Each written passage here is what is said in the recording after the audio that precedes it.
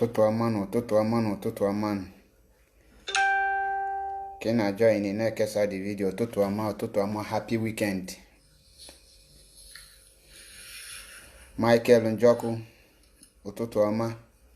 Nya gazie ka na join tosa the video ka anyị gbaa anya ọsọ.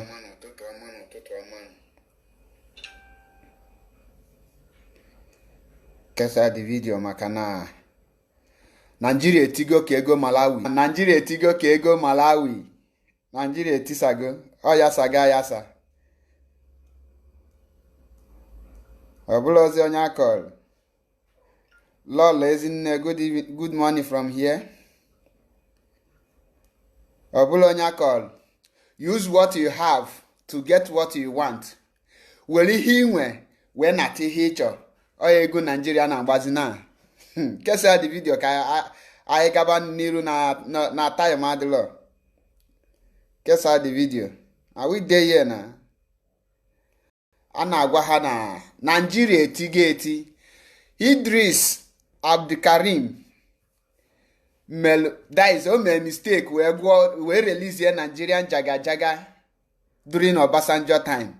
This is the right time that Nigerian jaga everything scatter.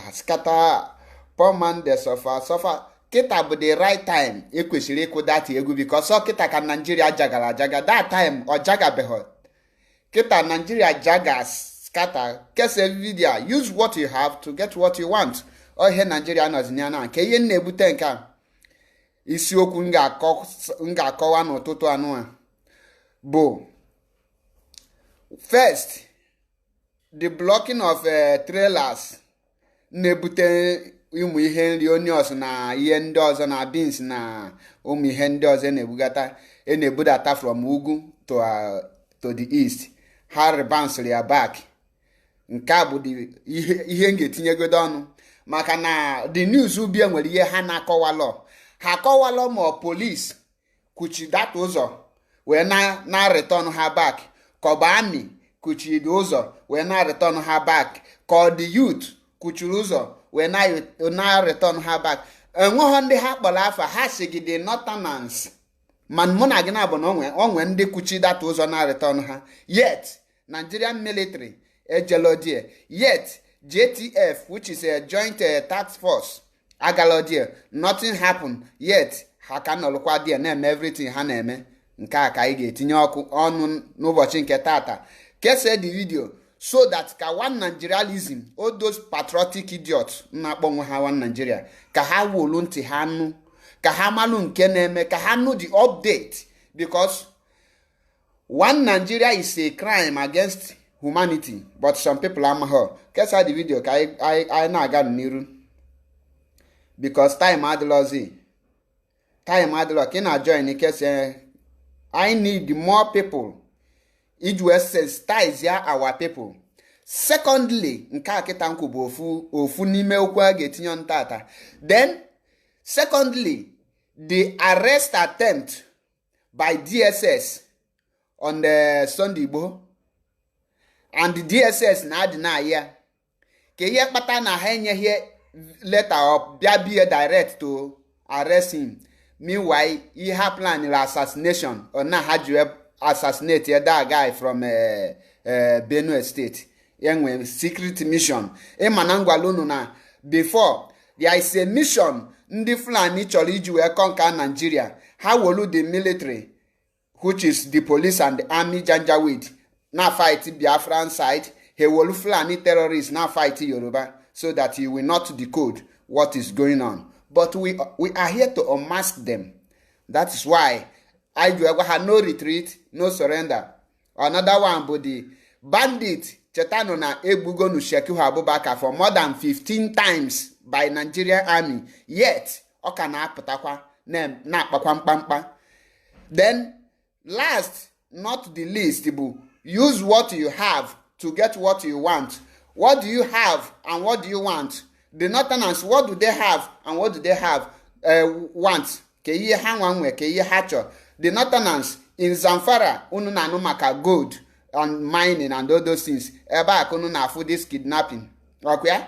njụọ n'onunu ka ihe ha chọrọ iji ego ahụ eme. Ha chọrọ ibuild gold mining refinery na Zamfara, and ihe ọ ga-abụ private company, private enterprises, or mabu for federal, and now ka ha ga-eji nweta that money without isi no federal government sponsor ha malụ that no i just no pụta na akpa nkata ha shegi na-enwe kidnapping, enwere dịka kidnapping, ihe a game of how to get the money they want, and they are preparing to break out. Ha na prepare iji wee pụọ na Nigeria, and they are doing everything humanly possible to make sure that once they break out, they will not suffer anything, because they have the money installed, they have the crude oil installed, they have everything abundant to start their own before they will know what they can invest on.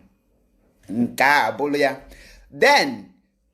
ka ịnụgolu isiokwu anyị ga-atụsa n'ụtụtụ a, biko kesezi ya the video ka anyị gbaa anya ọsọ n'oge adịlọ, ka anyị gbaa anya ọsọ. No time for time, at a time no time to check time, maka na ịnọlụ ka na-eche mmiri n'elu lelu ama gị mapụ gị nonsense. We have to Boko Haram nọkwa na-akpa ike o. M ga-agwa gị use what you have to get what you want. Ngwa ka anyị bido nụ. First of all, ka anyị bido na nke mbụ bụ the akụshi ndị northerners ebudatazi na ndị na ndịda be anyị. Now the question m chọrọ ịjụ, ke ndị kwụsị ha, or Nigerian police block that road, ka Nigerian army block the road, ka Nigerian air force block the road, ka navy block the road. Ndị block the same Hisbab. The security outfit of the north create unlawful one with their youth. Be block them. And this time, how block all those things? I want to allow ka or gafe. And well on your gafe. Ye butre land lim or anything we gafe. And the ihahobo violation against freedom of movement and freedom of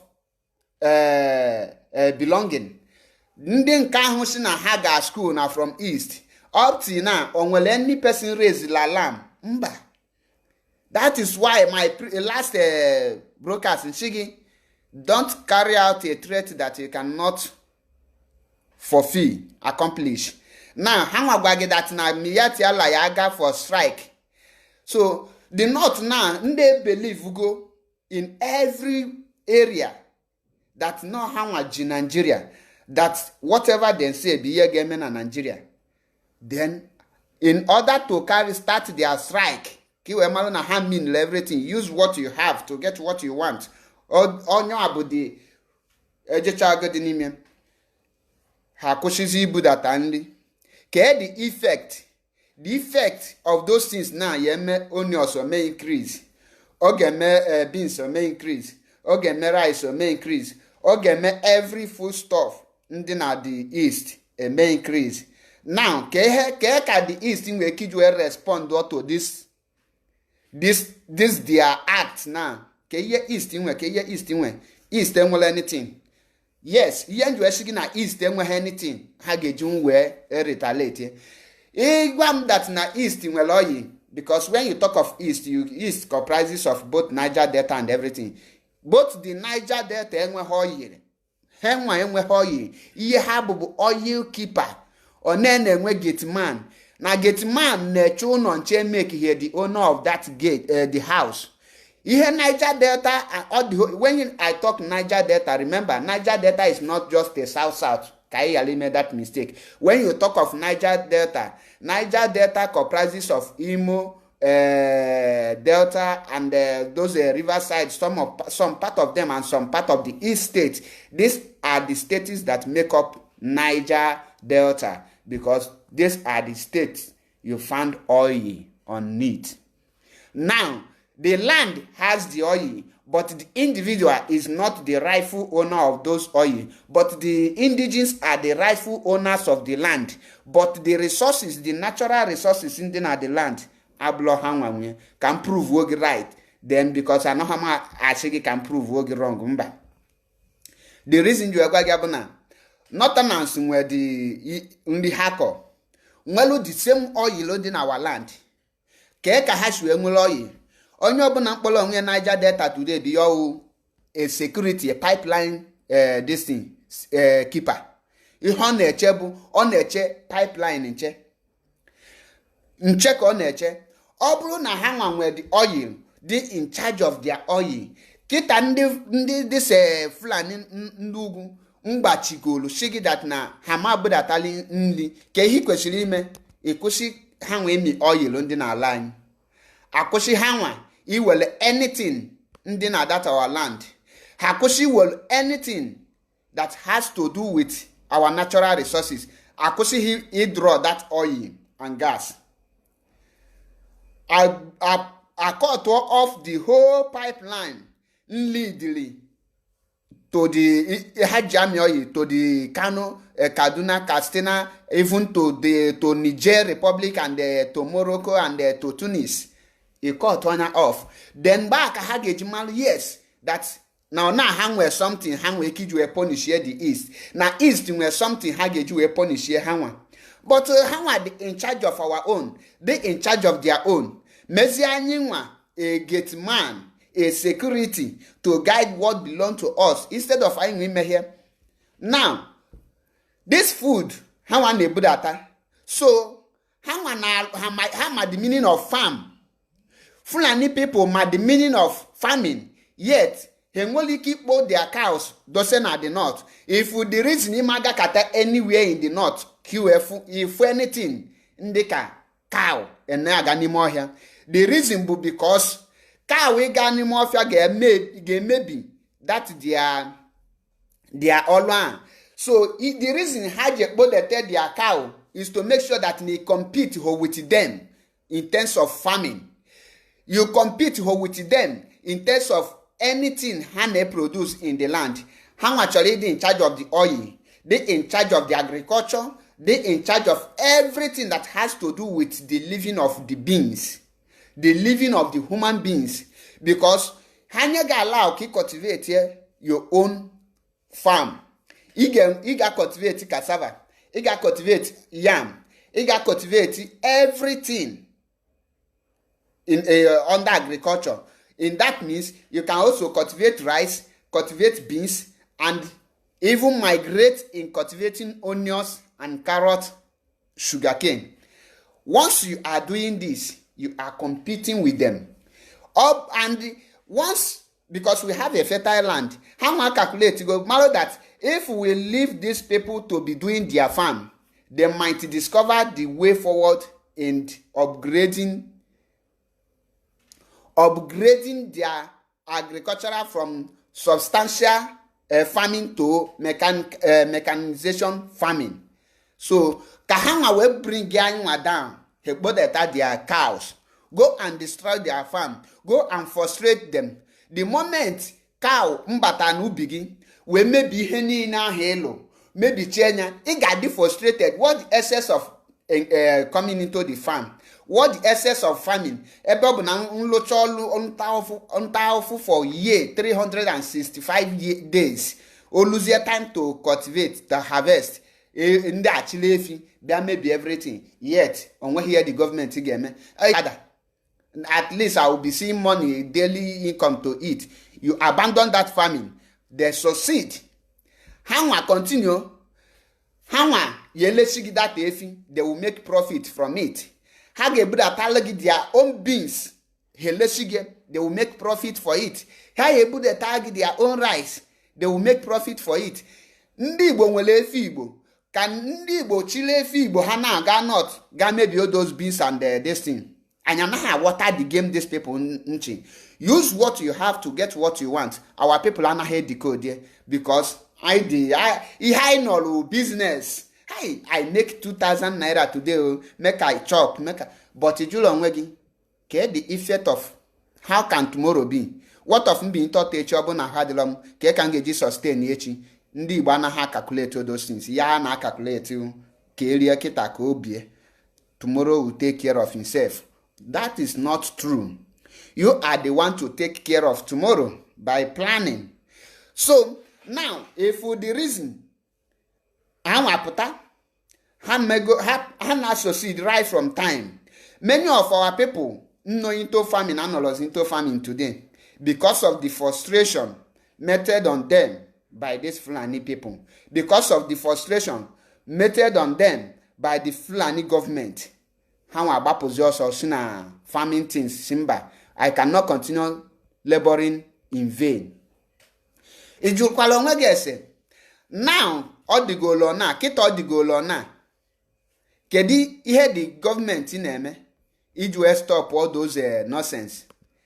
Okay, the things the government in iju encourage the people from the east to go into farming because these people have master class planners. They are very intellectuals. They are not intellectuals. Nda neji nwa ya akpa nkata ha and ha kpacha the ankata or the pure.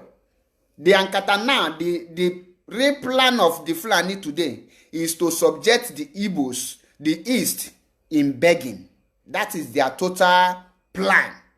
That is Yahani dealing now. And the one anything get me with to encounter them because first, that famine in the north is being sponsored with the federal money. It's not an individual famine because Nigerian budget every blessed year gachi here na Nigerian budget them budget billions for farming and the Hanewegalo the north the farmers their own allocation to farm. Meanwhile in the east had they wanted their own. In the west Hanen wanted half of their own, but in the north Hanen wanted 100% of that farming things to them. The question now, this after Kahan went to all those things, how will the federal budget a year there for farming, tinya into farming, Hanolonimia, Hanon irrigation. Can't you tell Ghana not million days and or not then rainy season and the dry season. Ye had your lolu irrigation. Hang well underground irrigation, where overhead irrigation. Obo nemaha ihebu irrigation. Irrigation is the artificial supply of water in the farmland. Ihebu irrigation, artificial supply of water in farmland and well underground, where overhead. That is all that negunyere nani or yeshinenu wefetie or the two type. Ihe akade ndị not to jakol. Ke ihe jue jiliana call because of federal government sponsor all those things. How much ka east when anything haneme na Nigeria actually prove to the world that na truly the Nigerian is surviving based on the northerners effort. No northerners. Now the breadwinners of the Nigeria is not. Ihana bambo ne make sure na hane prove here to the whole world. No how much in Nigeria. And then when any person na counter her or when any person na challenge her in all area. Or when any person na counter her. Keka igeju e counter ngo ha mabo ne chole counter her. Mbigeji counter her bu. Obulu na federal government no bu na these people cut off. What a percentage na for farming. And where some leaders represent East in that federal level in terms of farming areas. And when I do for the agricultural, the people non East na say okay now places like Ebonyi State are good in farming rice. Places like Ayamelum are good in farming rice. Places like Edo are good in palm oil and the plantain and the carica papaya, which is we known as pawpaw. Care the allocations, care high game to support these people. Care the high game now to make sure that these people now have upgrade their own farming. Kaha when push we acquire their own like Edo State. Pawpaw, obu nuna mahona tin tomatoes. There is some tin tomatoes that made of pawpaw. Oblo sauce of tomato kege, oblo sauce of tomato kege me tin tomato. Ejikwa pawpaw tin tomato. kedu ihe eneme ka we nwe ike we upgrade these people into this farming of pawpaw and this of red oil, which is palm oil, if I'm not mistaken, palm tree farming, this thing. And palm tree is regarded as fixed access because of a long-term business. And well, on the Fulanis making sure that now all these areas we are shut down by them. The Fulanis making sure that now all these things now shut down, so that anything in them, you have to come to the north to beg them. That is why most of Igbo now travel all the way from Igbo land to the north, or believe business, but farming things, because hey, Mego had that to the extent now, Ojo, the north is more safer in the east.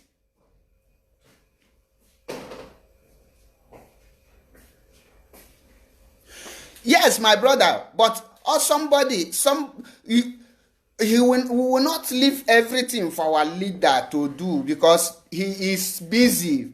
He might be warm work and one. Almost some certain things I can like in this area of farming things. Our leader, this is our own battle. It's between us to do this thing because we must rise up. Not everything will relax ourselves. Anya dangolo, anya da hangolo, anya police, anya da afanyofu, akada afanyofu. We are complete like human being. How many leaders can they not name all those things? I need the unity and one voice to speak and rise up, not only to give a threat, but to carry it out. Because the more you give threat and carry it out, the more you give fruit. Now, all these things, the northern people closely in the east. Mbuna, even cassava. The cassava, our people nako. A man oblos also garike and weten na cassava. You can make soda soap from cassava water. You can make starch from cassava. But all these things, on any person neku makia. I realize because the north and neganya for the importance, but he migrate into farming of palm tree because palm tree require constant natural water. Irrigation cannot sustain palm tree. Irrigation cannot sustain tabruma cacao, which is we call cocoa today. Irrigation cannot sustain these things because these things need regular water 24/7. And our land in the east are natural blessed. We have natural manures. We have natural water, rainfall from above. These are the things in upper hand over them. Now, how we use the power of the government bring you down, under them. How much lose the power of the government cut one down in order to make sure that anyone you have everything. Now the blockage of the trailers coming down to the east. The question on Junam on Obiozo, George Obiozo, on all this news, his reaction and Choijuwe encounter the north for this their action. Kedu ihe the east nwere ike ijue nwike simba, enough is enough. Let us counter these people. KEIG, we are good in business and the north are controlling the business. Anyị nwa nwere ihe niile mana anyị na-agbalụ ndị north boy ka ha jiwe subject anyị to this level. Maka ị na-agbapụ n'ọlụ ugbo chọọ ịgbana for business. Malụkwa the things he get face now the same business and hin on ya because he face custom and the immigration. Custom can they in charge the Fulanis, and Fulanis are not business people. They are not exporting nor importing anything. But who is not into a business is controlling what you are into. Now, ma juice kedi haingwe. I get you encounter these people. How much is their beans and rice, their onions and sugarcane and carrot? Can a substantial famine sustain us? if it happened, Nanda Nua succeed in blocking everything.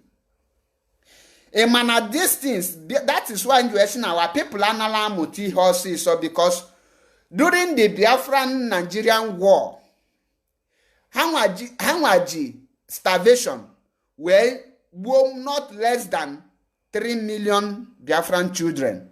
After the war, and well, any correction the Biafrans make to avoid such thing not to repeat itself again in case of necessity, in case if something like that war happened to repeat itself again. On well, anything aime to comb that kind of evil, of course we did nothing.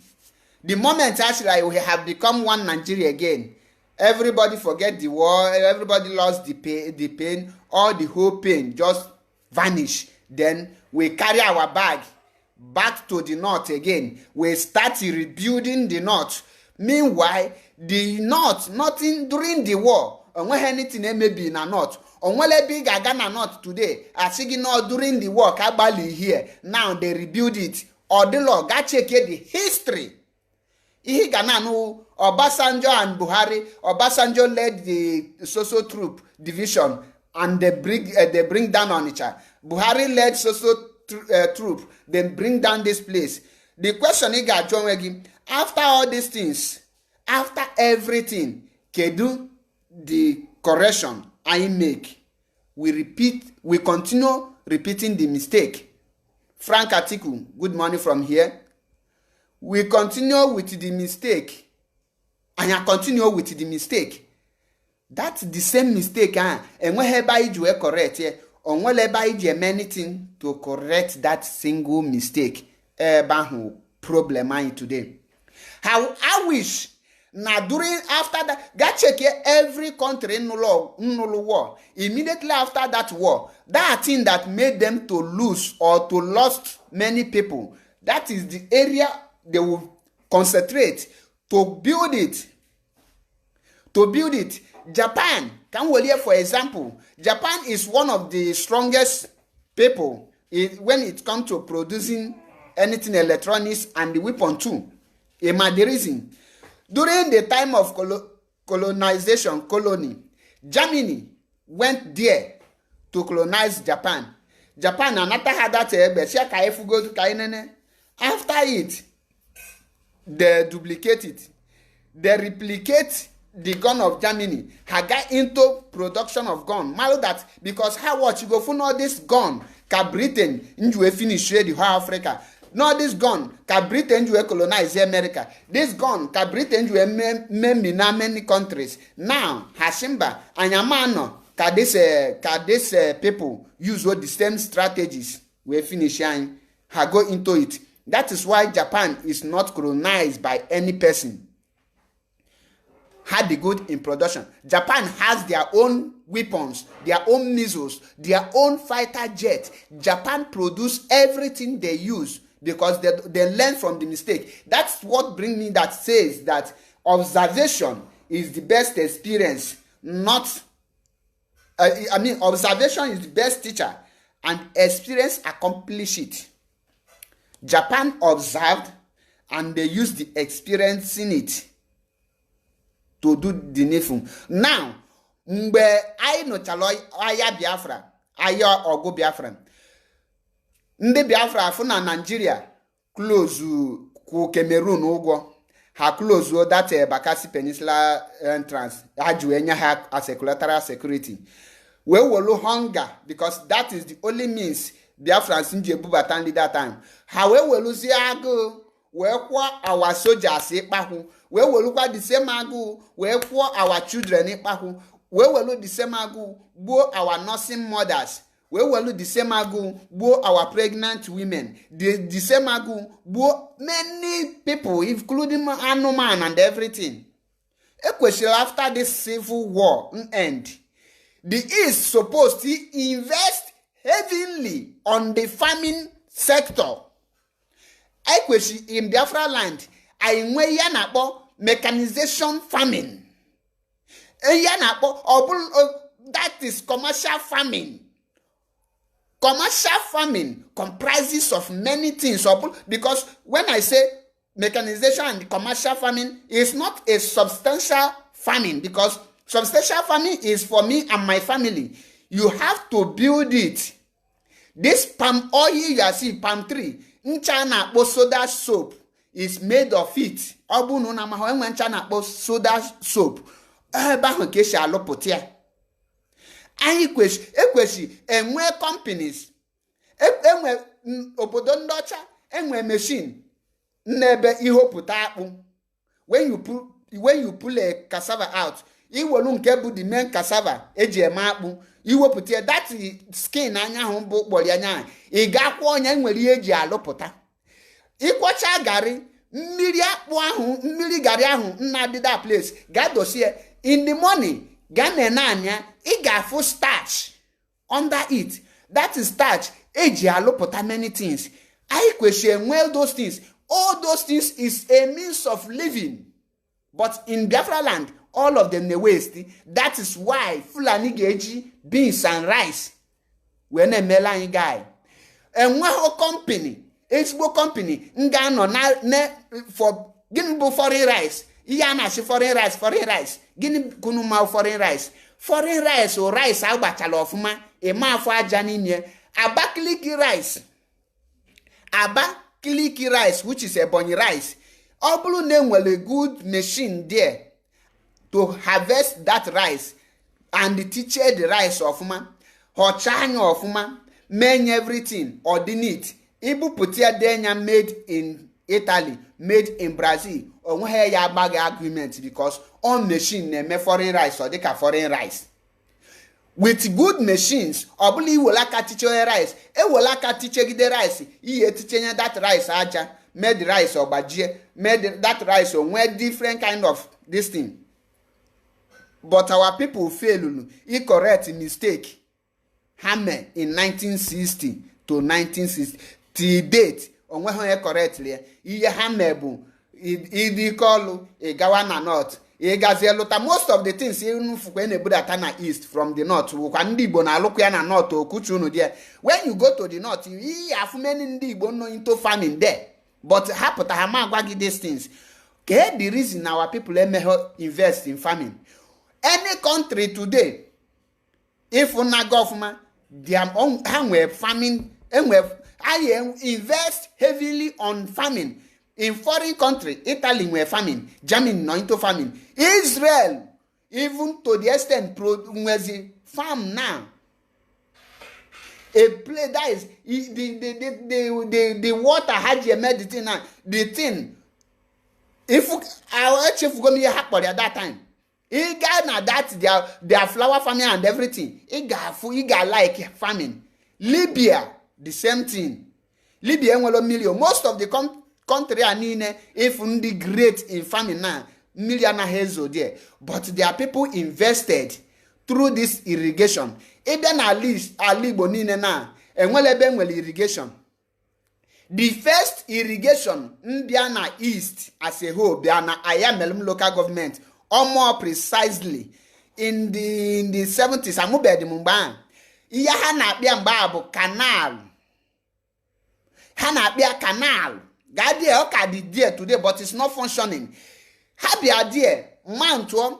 That is why hana low rice there. Get the effort of the government. Han make eating ka we can build all that thing because ndocha hanago rapuzialo the indigenous those things hallow there. Everything both the attractors everything now bagon chara there. The government abandon it. The northerners ndocha bia he bezlo because I na the Britain handed the north the power. They hand the north the power and they hand you something to collect that power from them. You leave that thing that you're supposed to use to collect this power from them and they are busy watching them. Now they grab that power and they collect that thing you need. Because mbendo chabia na ndi Britain bia henyelo north power nye had that agriculture. Mba hanye north power nye east agriculture. Malo that this land is fertile for agriculture. This land is fertile for all kind of food. Mana Ke ihe anyị me anya hapịa ga into business. Ke ihe o business buying and selling. That thing na buy ọhụ mmadụ lụpụtara ya.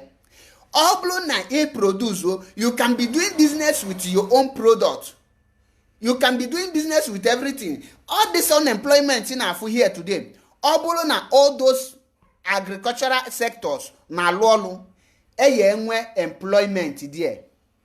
If a graduate ga na alụ ọlụ under agricultural sector na receive kwa maximum salary o kwesịrị ịdị na receive, because ọ bụ na ị nọ into agricultural, anyama nọ na-eme import tin tomato, anyama nọ na-ebe akwa tin tomato is 500 300 700 for one tin tomato. No, tin tomato anyị ga na-alụpụta ya. Ndị ahụ na-alụ that tomato farming ga-anọ into their farming na-alụ ya. That company emepe na the east nga na transform that tomatoes to tin tomato and other kind of tomatoes. Ya no there. All people ya na alụ ọlụ there. All people ga na alụ ọlụ na those companies. Ke ihe ya bụ ya creation of jobs. Ya developing of your region, because all those things ka I neglect. When na-ebezi akwa today na-enye ndị north power, nye gị nwe enye your own, ka ya enye gị ka ebi wolulie today. The same thing ọ bụ na anyị nwa bụ ndị east ka enye that power, anyị ga-ewolukwa that power nye ndị north, because I am the value of it. Vivian Donadoni, good morning from here. If the problem I na-face, yeah, the problem ndị Igbo na-face today, anyị anaghị learn lesson from any mistake. Everything I name, and I correct our mistakes, because someone I correct our mistakes. This time in Afu, I say onions, one single onions, 200, 100, and your man on them. I am a land they produce onions. Some part of Delta State they produce onions. Ebonyi State they produce onions. The same thing as well. In Namana very soon, the North gonna butela egusi. Mane egusi bụ ndị Igbo na-erie. Ke the reason anya da alụzi egusi today.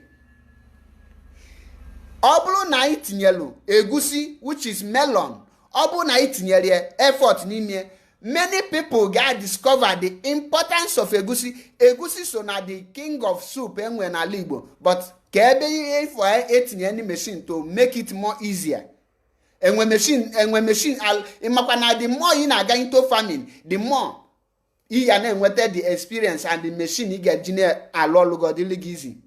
In this 21st century, analogy alolu manpower, analogy into manpower, blow manpower cages alolu na. Ihe na alozi na bụ mechanization farming. Machine na lose everything. Ihe na olobi inyigolu that machine any start anya easy work. Ga na China, ga na ebe niile machine ka ha ji alụ everything a na-alụ. That is the technology. Ndị Igbo nwe brain. How I wish na ha invest on agriculture. All these machines egeji na alụ ha ga na alụpụta ya. Aba no die, Ọka no die. Nga alụpụta machines.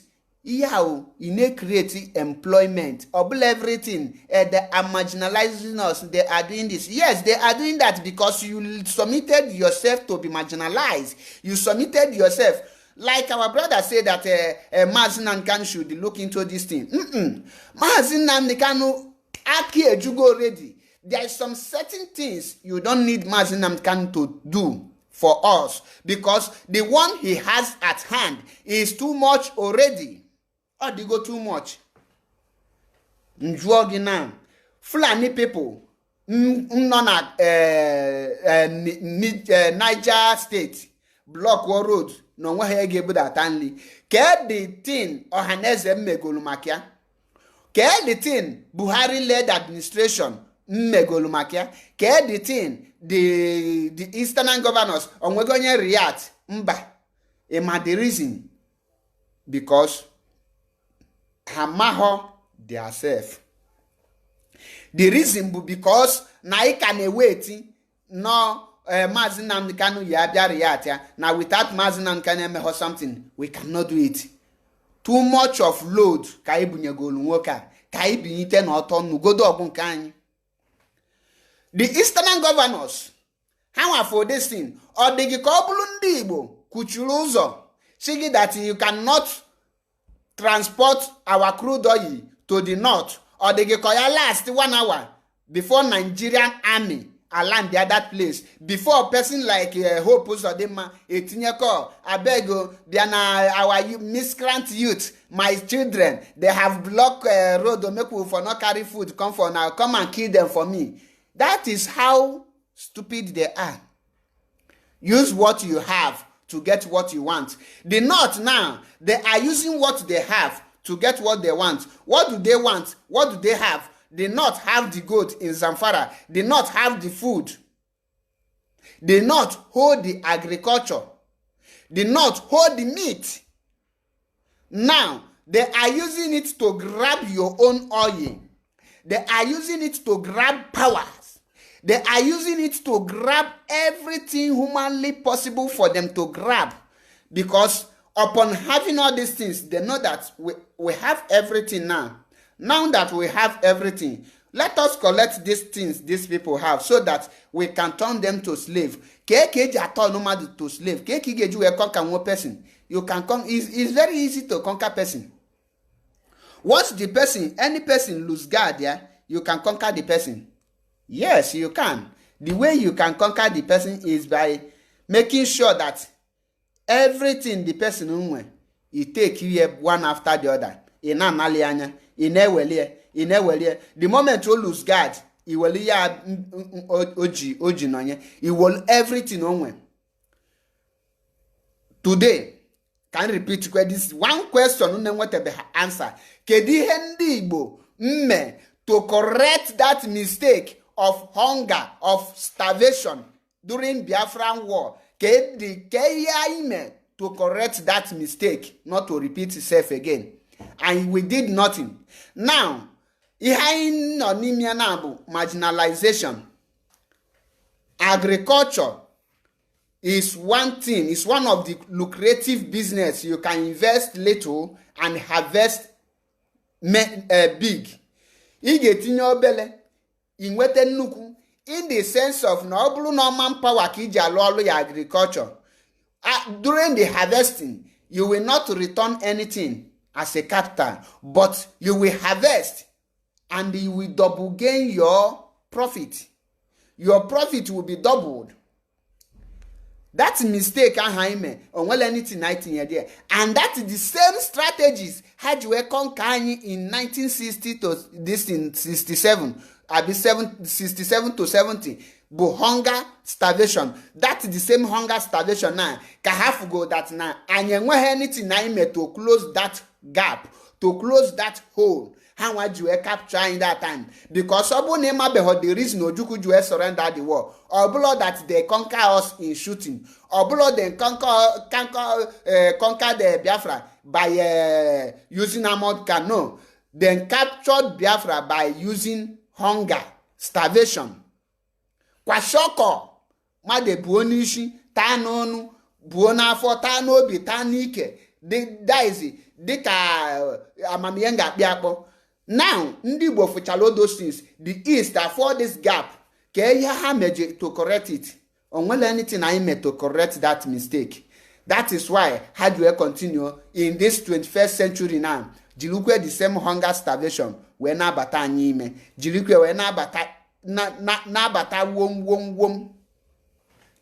Use what you have to get what you want. This thing now, the Fulani people are demanding for 400 and something billion for compensation for their cows they lost. When you talk of cows, how do you rear cows? When Hausa bidolu this their cow business, ndị Igbo bidolu their own cow business. Iya na akpọ nke ndị Igbo bụ efi Igbo. Ode enwe mpi before enwe mpi na ezigbo mpi ode enwe mpi ogonogo. Efi Igbo. Today, aka na afọ efi Igbo ahụ, ada afụzia. Ka the reason kpata na ada afọ efi Igbo. The reason kpata na ada afọ efi Igbo bụ na onwere etinyere as business. Kama onye Igbo ga-etinye ego na izu efi Igbo. Ogagolu efi ndị Hausa wee zụba. mana ọ bụrụ na itinyere invest ya na data efi Igbo ahụ, onye Hausa sị gị na ọma bute cow ya, isi anya need before you go you wolu you replace ya, enwe ife a na-akpọ competition. Enwe ihe a na-akpọ competition. Enwe competition n'ime the business. Ha ma pụtasị, well, the moment ha na-ekwu okwu na their cow this and that, ngwa ya sị ya, take your cows and go back to your region. Let us even use our own cow. Ka anyị were our own efi Igbo na-aga ahịa. Enwere dịka efi Igbo kịta na-ekwu okwu ranching. Enwe ndị na-ekwute okwu maka ranching na afọ ndị Igbo mba, mana enwere ihe dịka efi Igbo in then ihe nwere ike na ịbịa n'ala Igbo na the places ihe nweta efi Igbo elulozi 5 or 4 places ihe nweta efi Igbo, and nweta na ọ dị very very costly. Mana efi Igbo dị more rich than this cow, this Fulani cow. Efi Igbo dị very more rich and nwee taste more than Fulani cow. Mana this Fulani cow soon na-ekwu okwu today na the fire chage by ha nwe imebie. Mana inwetenwu ala efi Igbo wee were emepụta milk, ịṅụcha anya like this, ifu the refreshment ga-apụta gị n'ahụ, ifu the difference between natural food and artificial food. Mana ka ihe anyị mere ya, we fail woefully. The Igbos fail woefully to close that gap. Iju emechie that space ka ihe ahụ mmebu mbụ ka ọ yali repeat. Mana anyị na-aba n'afa si ọzọ emene. Kedu ihe anyị na-eme ka anyị wee nwee ike wee blọk ọzọ emene ka ọzọ wee yara ime? Anyị ka mepekwa that door open, which means na enwe anything kpokom ji wee dana, they will definitely use hunger strike to get us again. That is this message they are passing. Ọ bụ na uche ga-adịrị ya ka uche gị dị, because ndị be anyị na-asị na anyị nwere uche. Nwanne, uche anyị na-afụ now without na iwepụtara nke gị ọ dị gị n'ime inwere uche, because it's what you exhibit, what you bring out, what you do will determine the kind wisdom or the kind brain or the kind sense you have. So mgba gị na ndị ugwu ka anyị uche, don't doubt me but try to give me the point, then ka m wee malụ. But ebe m ji agwa gị na ha ka anyị uche bụ na Britain bịacha dị emechie kpacha alụlụ niile ha kpa, welu pawa nye ndị ugwu, welu agrikọlchọ nye ndị ọwụwa anyanwụ bụ ndị Igbo, ndị Biafra. Ndị Igbo nwere ana nga sustain that agriculture, enwe natural manure, nwee everything. You need ije gotewe manure egotewe tinye n'ala gị. You need artificial manure in your land. Your land is already blessed. You have a natural downfall of a rain. That is God water your land, water your everything you plant on it. But out of stupidity and how will I say it? You went ahead and you leave everything. You go to the north. You gana north. You jelo to drag that power. You gana north. You galo agriculture. North if na iye dia. Ilute ba hu mmiri anoho ebe ahụ. Ngi nwa jile ego gị. Your own money. Enye gị na Igbo ki we me business. I were ga draw irrigation to your farm na north. Ga there gana alo ugbo. Na develop the north. How many of the north they are there? Now the north akpago di nkata. Iju emegide malo that na these farming things ka I wolu this farm destroy ya these people. Ha nwetego their own cow. Una nwolosi na own cow. He wolusi cow ha na wole fi ha bia na emebizi the little one unu geju we succeed.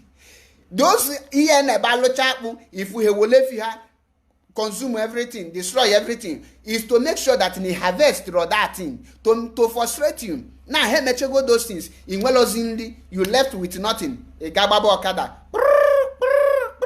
ina agba okada igbacha okada nyawa na keke na pep inyacha inyata 2000 naira iwolu out of the 2000 naira iwolu 1000 gagoli ihe na konye gabiagolo onions na beans na aka Fulani. That means you are promoting their own business. Ke your own. Ke he gain it na your own. What did you gain? Ke if you gain it? The more you consume their product, the more you contribute to their economy, the more you promote their economy. Kenki ị na-ege nite inwelo ọkada ka ịgba jichi fuel ka igo ihe the petrol bụkwa promote the economy ịpụta igolu their beans golu their sugarcane inolu n'enye gata their suya ọ ego niile ahụ ịlụta ịpakịrịa nye ihe inwe ike ịnọlụzia empty. Onye jụọ gị n'eko mgbatakwa 2000 tata big man ifuru ya.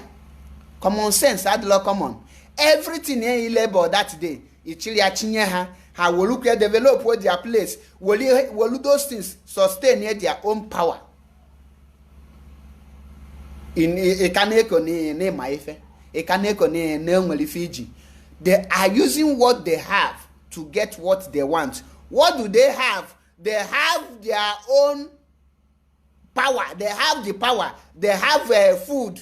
They are into agriculture. Which one do you have? Now they want you. They want the natural resources, the mineral that is in your land. They want to use their power and their food to take your own. Because man, that is the only way. They want to make you their slave, which they have succeeded in making that slave. And you have no choice on when anything you get because you failed to protect and build your own side. It's a failure. But your own, you are the one who failed yourself. That is it. Kefin Mazi today. Now, Kaibatana Zamfara State. Unu manona Zamfara ka this a recent kidnapping naga on. Unama the reason. Zamfara is a gold state. If you haven't known, then discovered gold there, and the mining of gold have started. How much that the mining of gold onwe kepu hawanu that na government actually done you there. Now, how one go both the government that this is a state natural resources. The gold that discovered Zamfara has that nobody from outside Zamfara state can come in Zamfara and mine that gold. The gold is for the indigenous people of Zamfara. IPOZ. Indigenous people of Zamfara state. You cannot come there and mine it. And the federal government cannot dare it. The small crisis you see there is that some of the Zamfara indigenous want to take permanently control of it, while other people say no. Now, they want to migrate it, to build it. Codicial well standard. All this money in Nafu, as you get away kidnap or this thing, all of them are nothing. They are nothing. Is to confuse me and you. The federal government is Mbobuna, all they can actually pay attention. Then we go to Zamfara state. It has shaking a kidnap with this and that. All those people they kidnap. Where is your Nigerian security? Where is your Nigerian army? Where is your navy? Where is your this thing? Air Force. Hana Hozia to go there and tackle them. Hana Hozia there. Zamfara Shegi, they kidnap 300 years. They kidnap this, they kidnap that. In Nigeria, school is shut down in the east. And we're bending Naga school. How come? Kembo pay the school. How come this thing? Our people are not here check that thing. A Bidogo school in some states in the east cannot lock down. A mepe school there. Perhaps the school those states is in a school. Those people they kidnap, they go to their age, are they university students? Secondary school students, not at something years, for something years. Secondary school. Use what you have to get what you want. The Zamfara state now needs money from the federal government and the state. The only way to do that, Hengwelos oil, Hengwelos pipeline higher Bali, because the pipeline fed their place is from the so-called Niger Delta. The only way now is to tell their people, oh, you gather here, may we take pictures, take videos. The moment they take that picture, take a video, I say they have kidnapped people. Nobody only kidnap. Have na one community. It's a game plan. Emalu ni the kid in akwa social amount of money. Bia here gather no kai say picture. I get gbem everything. Man only you na ga metu aka. Only you na ga metu aka. Once I say that picture more those things, hatinye egbagi that they have kidnapped people. This is a game plan to make sure that they collect billions upon billions from the federal government. How collect chair? The reason buna onwele na address kangunu that government college eba kidnap these people. Una mana a team of journalists na gather place ka haga men inquiry ka haga jutese. E mana hoodlums block ha. Hoodlums, the northern youth, the Zamfara youth block or not to go there. But the journalist people iji force got there, they beat them to stupor. Get all the news now. Eti hiyetin kati pan, eti hagogo, ko hiya that is ko ha akolako. Ko achi hazu. Why? Because na hama na ha got there. Maybe by mistakenly. I got Gilo for a yasina and ngolo idea of this things in a kuna one hear abduction here. And when that happened, the word their secret will be leaked. People are matters here. Zamfara na mine their own gold. The federal government ana hate the gold na Zamfara every day kahana eje gold there. And well any person na address here, or when any person na gold that no akweshe national gold. Yet, person like Gumi no there. Or shigi that don't call them criminals, don't call them bandits, call them sweet names. Sweet name like waiting. Okay, okay, yes, sweet name has hope it's a sweet name. George Obiozo is a sweet name. Kwesini ha bandit and the criminals. Baba no ha George Obiozo or baba ha hope uzodimma or baba ha okay azu. These are the sweet names.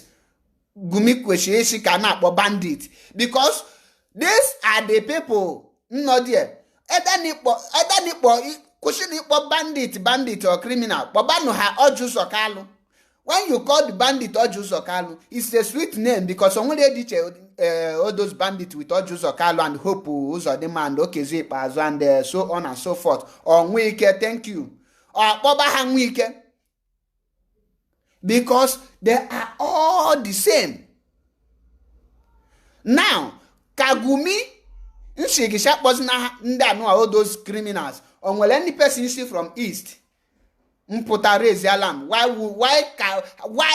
ye puta shisha was na bandit, a criminal, a kidnapper. Mani ye one na try Evans na court. I come na jukwa or never sana ha me the lawyer to the Evans, the person ne defend Evans, question sue federal government for detaining his client. For so long, instead of near amnesty for kidnapping, near amnesty, and the guard the court happens near criminal or kidnapper, kapobia or ganduje mo anabia aerofa. Sweet names. That is why Njuegunu na Nigeria etigo ke ego Malawi. In fact, ego Malawi ka Nigeria mana. Nigeria etige eti. Nigeria yasala. Jaga is just on praising Nigeria etigo. Amalo the worst part of it but the citizen of the zoo, the confused and frustrated at the same time. The citizens of the zoo, the confused, mbuna hangwana atadi self. No, this thing, but only support the movement of Biafra restoration. I said, no, I don't want to die. Yeah, talk cowards die many times before their time. Cowards die before their own time. That is why the highest risk on this earth, is to avoid taking risk. As a Mugeni, the highest risk on this earth is to avoid taking any risk. That is the highest risk you can take. When you don't want to embark to save your land will definitely taken over by the enemies, and you will be slaughtered in your own house. Mgbe mmadụ megidere ihe wee chọrọ gị bata na be gị, wee nọrọ na be gị wee fie gị, wee pịagbuo gị nwanne, ihe onye ama, that is onye even your spirit ihere ga na-eme n'ala ndị mmụọ. Your spirit ama anwụ ọnụ okwu na ma ọjọọ in your ancestors because ọ nwụrụ ọnwụ ihere. Now ka ị bịa na nke Sunday Igboho, the attempted arrest by the Department of State Security or State Security. Ya kpọrọ amara m. Ke the reason ha ji bịa ime Sunday Igboho arrest. The reason bụ na unu check unu fu na everything na calm go down. That na Sunday Igboho anarazi achụzi ndị Hausa. That na Ganduje ka Gandusa ka ogini kana be governor of Kano State with the other with his counterparts or his colleagues. Hancha niile mgbe ha bịachara Ibadan meet Makinde, the governor of Oyo State. Akwechezi ya nkwa shangi relax ya ima ka ichu elu nye gị lobata gị hia na ịchọ ka ịlụpụ gị ya na alụ ngị nọlụ calm down. Pianya button, pianya shangi, calm all your people down. Nye how the fake promises, ima keshe nye the promise. Nye go do have those promise. Inye che here, then mechizi onu. Mbe everything me. Because hama that na how will that as the hot when me Sunday Igboho arrest. Everywhere we cast, everywhere we bust. Habankiti. Ka uche ndị Yoruba pụọ na the mission because hama that na the West were short term memory.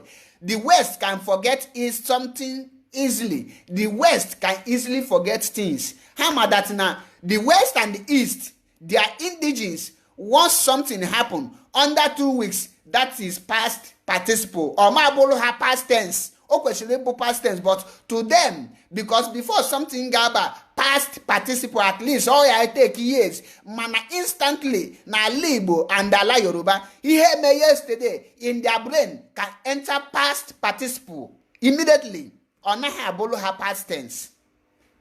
Then the current occurring na bo past tense within 2 hours. That is the problem Hane facing, and I correct things. Naga on Momeche. That is why Hajuechelu unknowing mistakenly. Imana these people can work one thing. These people hane make a lion. Imana agucho ibu something. Oge buzo meona. Ko malu ma ujana toge.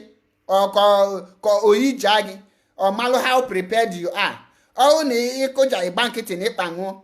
Then hop or agu ne media mba busu. Busu choi mago la oge buso mego na mo maki ona o ni kuja then ohukpogi haputa ha patugo obele ka hafu your reaction ka ha malo how you react ha iya ha meli yabo ka ngbago ogwa ma Sunday Igboho they will surely arrest him God that one ha get me arrest and nothing will happen because the Yorubas are not yet waking up.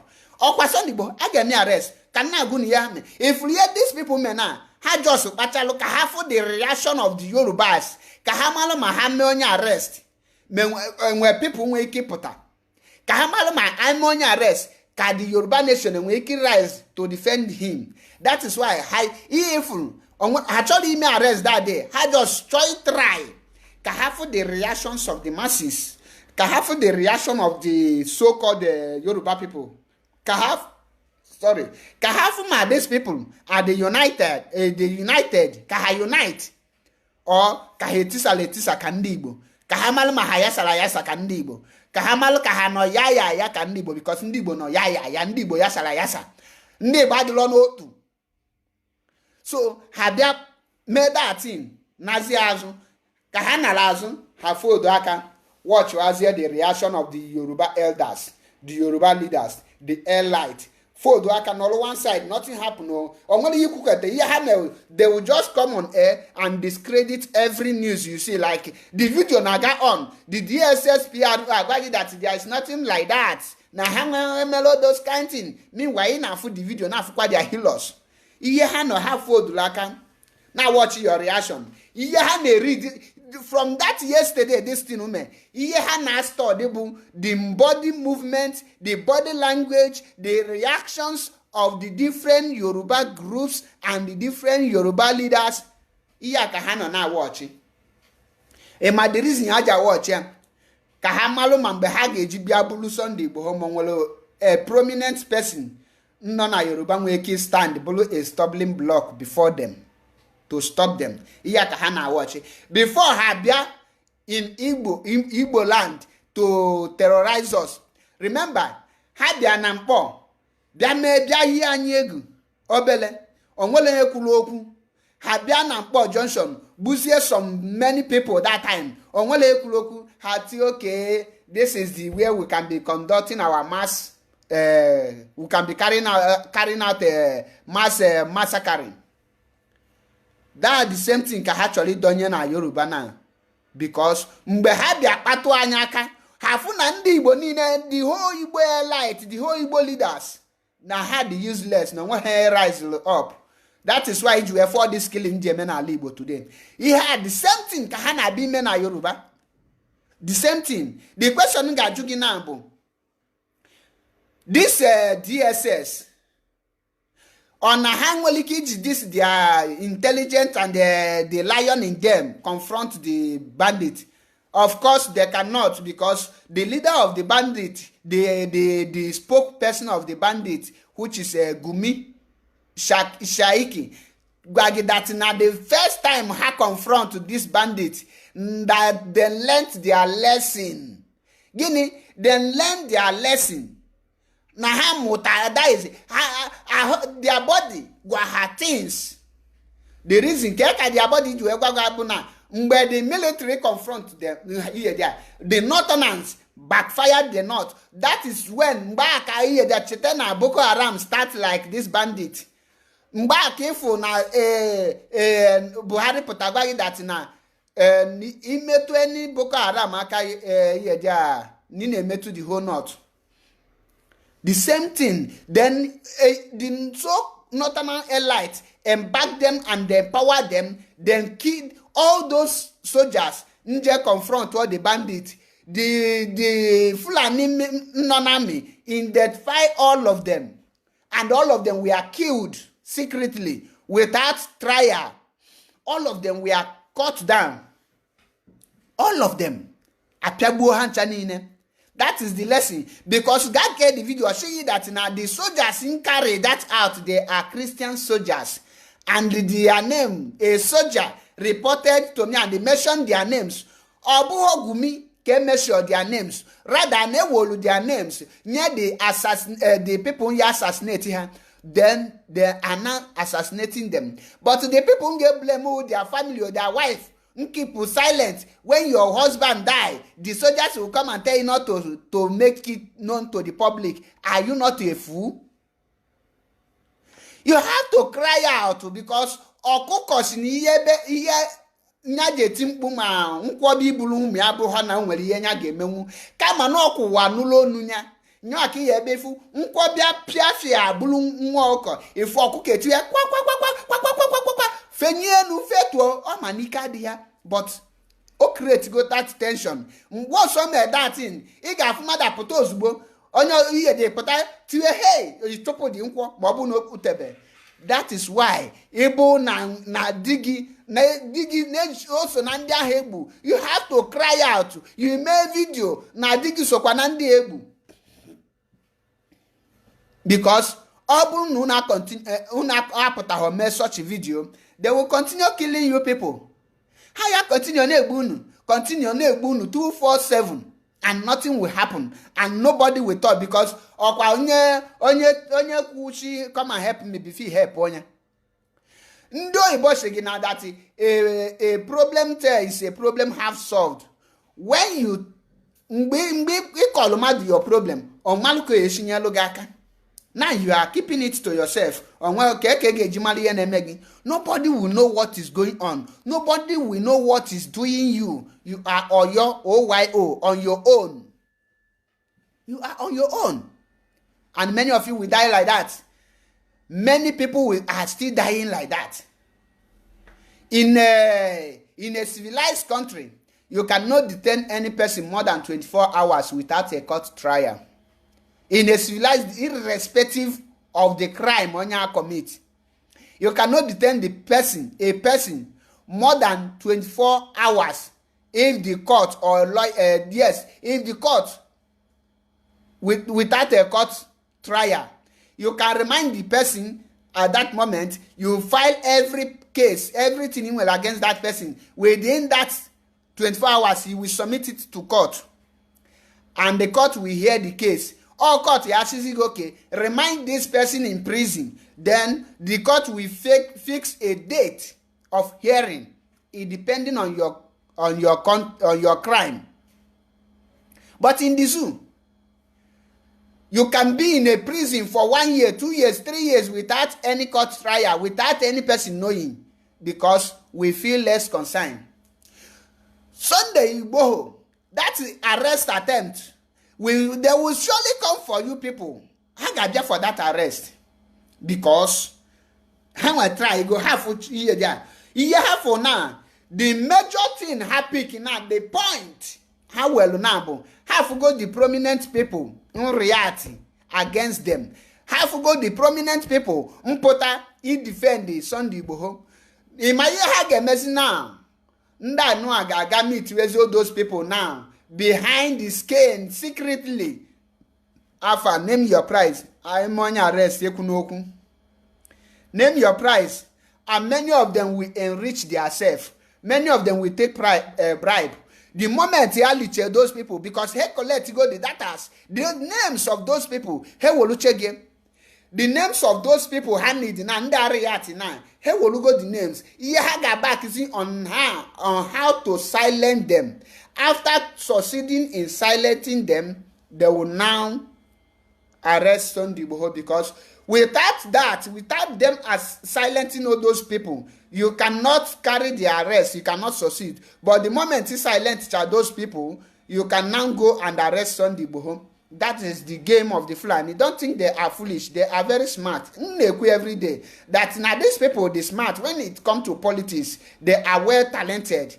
Hanaba rough and reality politics. Hanabashi politics. You can do like a East. Is foolish politicians without brain. That is popota foolish gronamus in the form of human beings. Or you hear now in politics na Igbo. How now what they go their point? And those people, now those prominent men react. How can now get have bribe? Starting from FFK is not a year. How not be every time now say na keep on silent now.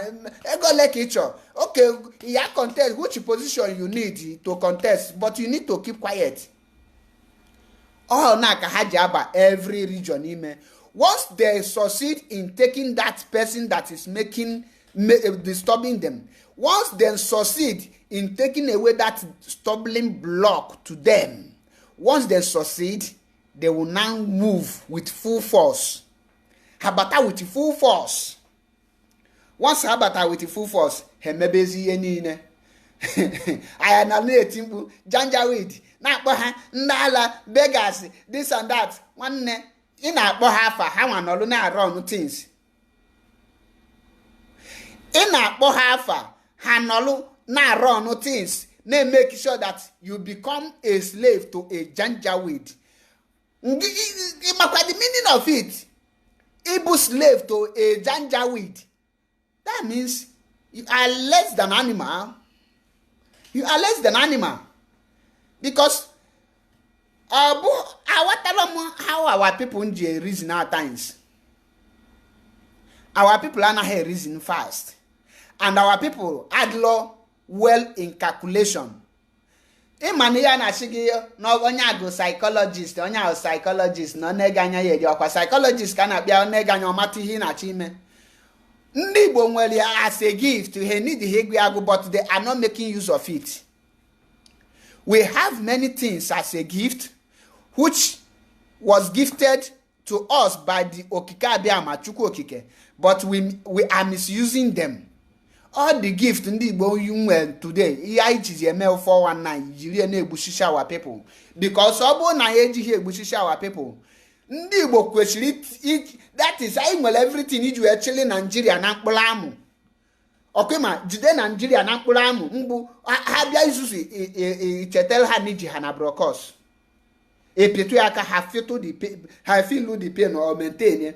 Mgbe niile ha bịara izuzu epi anya ka na hechete biji haka, because no bụ ndị Igbo ji business na-akwụ tax generate revenue eji eme ihe ya. All ndị Igbo na-ame the business.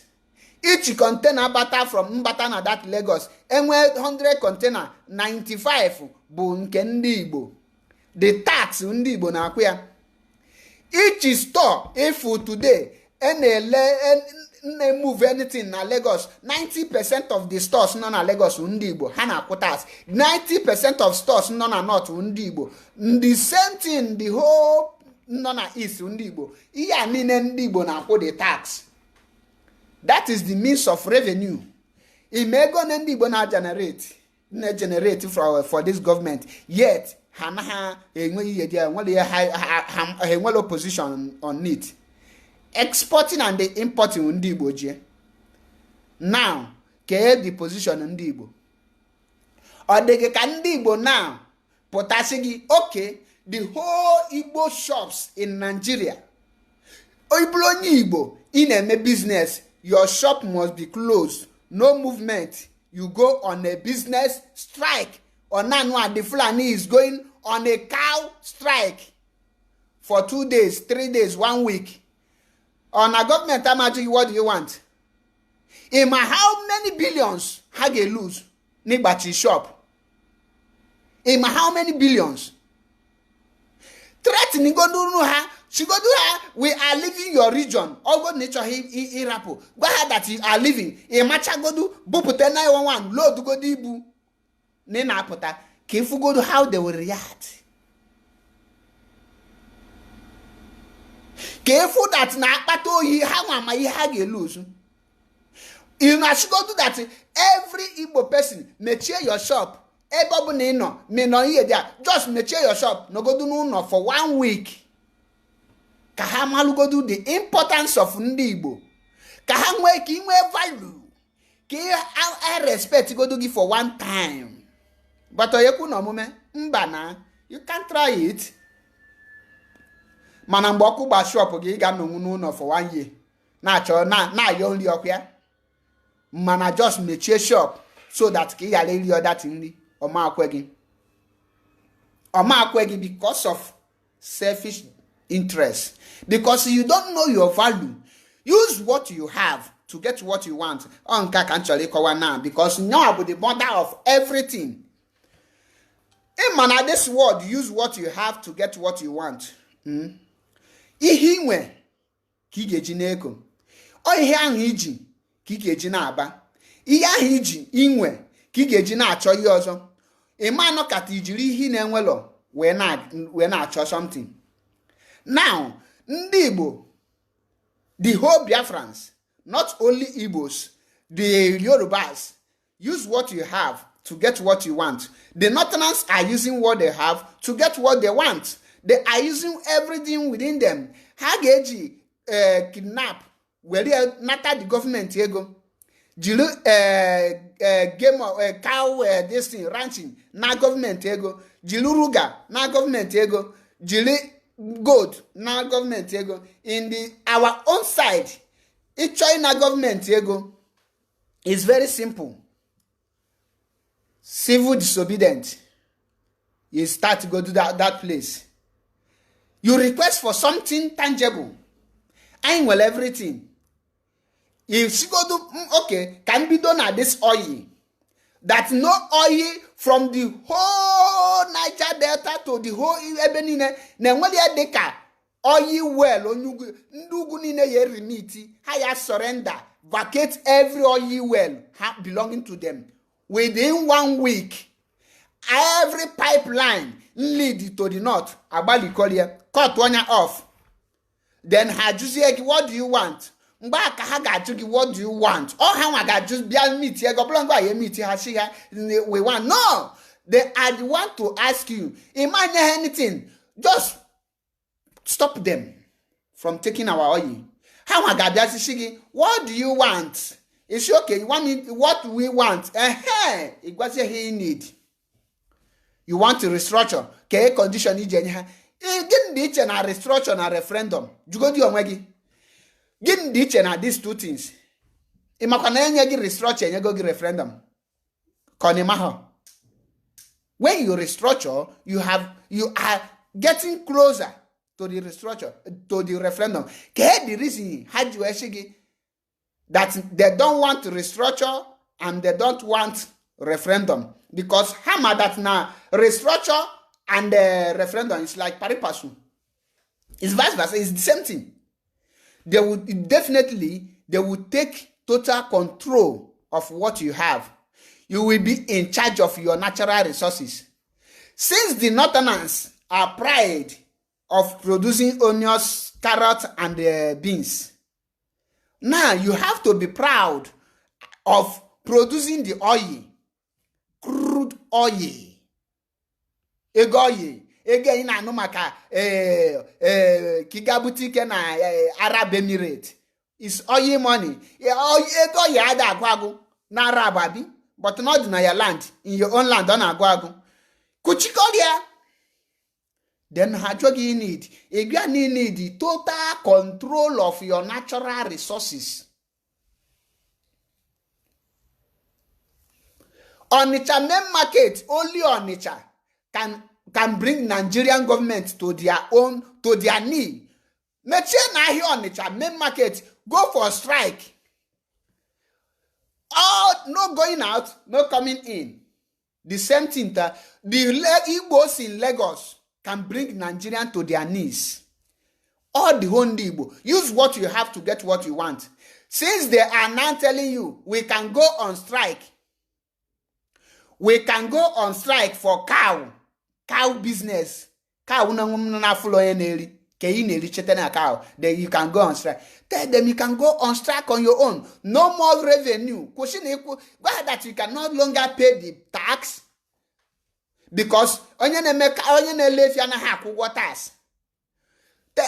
this local government revenue, state revenue, federal revenue, go ahead, no. Enough is enough. You can hedge the money, man. Stand on your feet. But okunu mana kebezi okubu na ndi Igbo tileti na Nigeria. Because anolugo man check cha nosi. Gịnị ka ndị Igbo nwe na ka ihe anyị tinyere aka ka ihe anyị kwechiri anyị ga-eji apart from this IPOB. Apart from IPOB, on nwere anything ndị Igbo nwere ike iji wee threat na Nigeria ka ha ga-ege ntị. Ima the reason, because ihe ndị ọzọ niile the Fulani dị in charge. Use what you have to get what you want. Ọ ihe iji nke ahụ inwe anwa ji nke ni nke iji IPOB referendum jilu referendum when nataba everything in actually nata. Imana with this referendum anata government restructure. With referendum anata government total control of your resources. With this referendum anata government the presidency. With this referendum anata the government infrastructure. With this referendum anata government constant electricity. With this referendum anata government employment. With this referendum, on anything iji referendum we request emanata government, because hammer that referendum is the total freedom for the East and the West and the Middle Belt. You know the importance and the power of referendum, because once I know that name IPOB, IPOB with referendum, hammer that 99% of the people need break out, because everybody's fed up of this zoo republic. No, naturally no long way. And the only thing, the one Nigeria na lolu between just in as much as na haneli anyi mugu mana in ọ bụrụkwala na ha na-eri anyị mugu onwere ihe dịka one Nigeria. Ọ bụ na ada eri anyị mugu na ada eri anyị ọlụ, the day a ga-emeketa wee sị gị that we are no longer ada elizi anyị mugu Nigeria, that's ha nwa ya gwa gị telu ka ha setụlụcha everything ha na-esetụlụ. The moment ha setụlụchara everything, the moment these people fixed at their place, ha nwa ga-eji aka ha cut everybody off, gwa gị go your way, we don't want you. He need gị. They don't need you. Now, Boko Haram, Shakiru Abubakar, since Buhari take over, every day the military announce that we have killed Shakiru Abubakar, killed Shakiru Abubakar. Up till today, Shakiru Abubakar launched a rocket bomb in Maduguri. Maduguri is the capital of Borno State. And he come out and claim it. And that bomb claimed many lives. That bomb killed many people. Because hammer that there is nothing like security, nothing like this thing. Man, at the DSS, the busy. Na chop Sunday Boho. Man of half full of Boko Haram, he got you.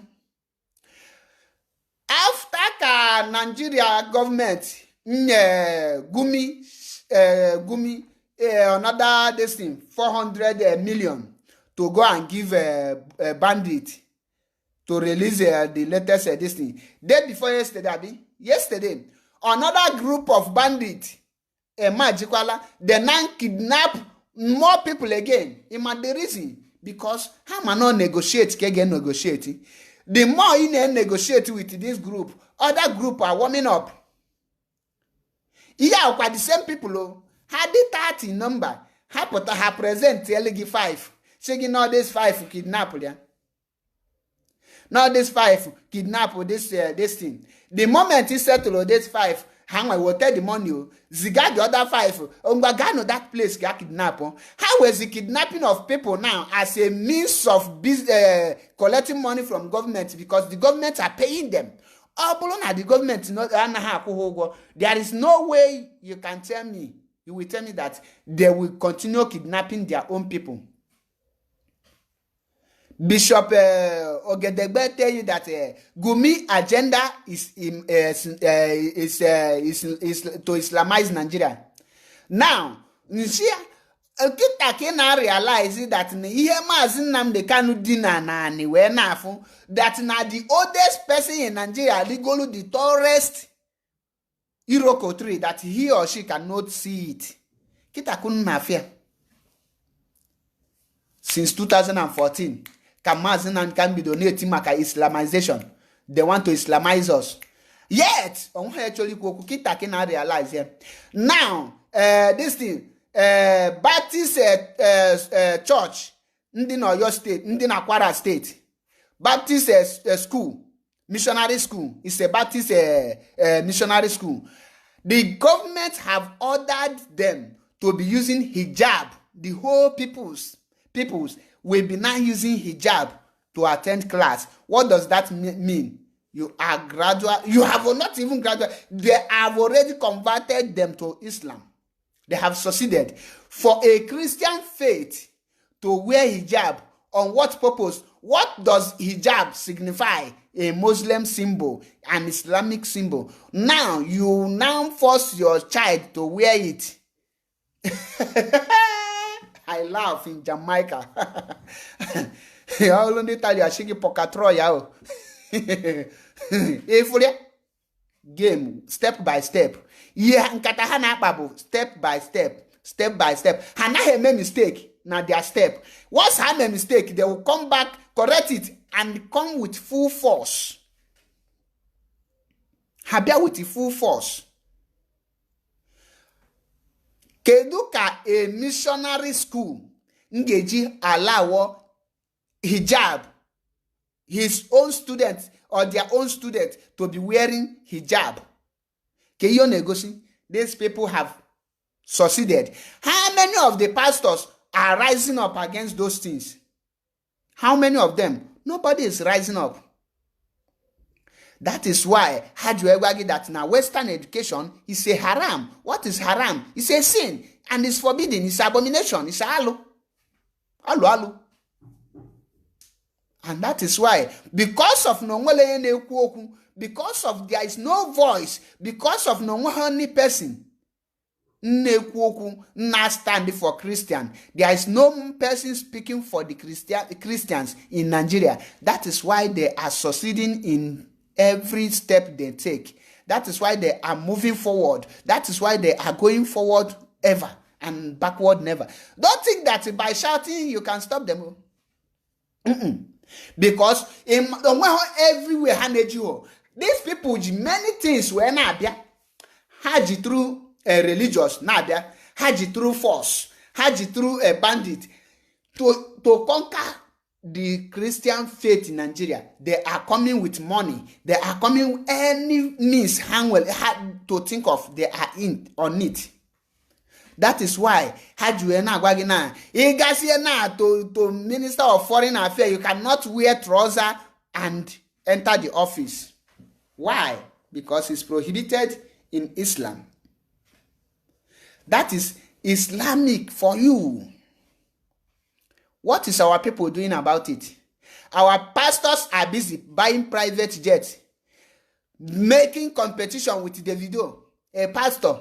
Now, your pastor Suleiman them back and the matter in share some of the pastor man. Davido buy private jet, you buy. Kehi Jeme with poor masses offering.